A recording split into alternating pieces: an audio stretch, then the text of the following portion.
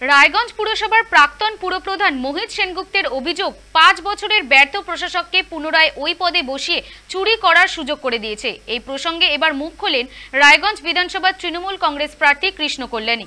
তিনি বলেন, কন্ট্রাক্টরদের দিয়ে কাজ করিয়ে ৮ কোটি টাকা উনি দেননি।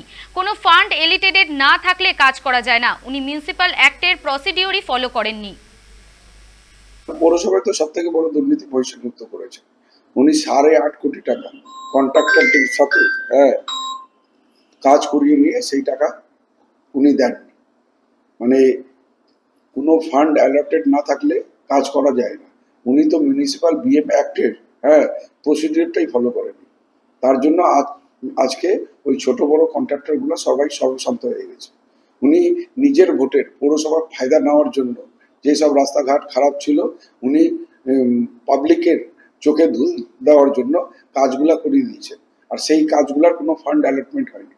তো সাধারণ মানুষ আর খেটে খাওয়া মানুষ, ছোট বড় কন্ট্রাক্টর আজকে সর্বশান্ত হয়ে গেছে। তাদেরকে কি বলবেন মহিতবাবু? আগে নিজের স্বার্থে উনি যে ঘটনাটা ঘটিয়েছেন তার উত্তরটা আগে মহিতবাবু দিন, তারপর আমি না কথা।